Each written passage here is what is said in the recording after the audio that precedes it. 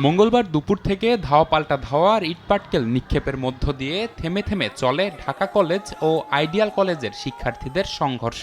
রণক্ষেত্রে পরিণত হয় science lab ও central road এলাকা।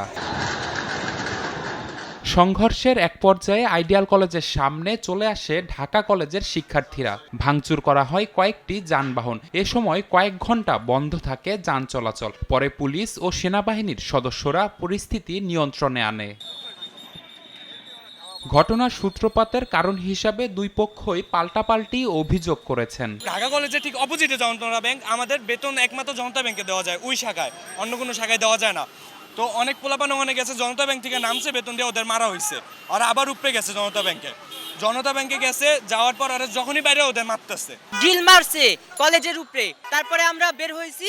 আইডিয়াল কলেজ আমাদের ক্যাম্পাসের ভিতরে যে মুক্তমঞ্চ আছে, সেই মুক্তমঞ্চ গিয়ে তারা গিয়া হামলা করে, একটা ছাত্রকে সেখানে মারে। ওইদিকে অডিটোরিয়ামে আপনাদের নবীনবরণ হইতেছে। আইডিয়াল কলেজের ছেলেপেলেরা ভিতরে গিয়ে একদম বিজয় চত্বরের মূল ভবনের সামনে গিয়ে ওরা গিয়া মিছিল দেওয়া শুরু করে যে ঢাকা কলেজ পলাইছে। আমরা যে মুহূর্তে বাসে উঠতে যাইছি, কিন্তু ওই মুহূর্তে তারা অতর্কিত আমাদের উপরে হামলা। সংঘর্ষে দুই প্রতিষ্ঠানের আহত 14 শিক্ষার্থী ঢাকা মেডিকেলে চিকিৎসাধীন।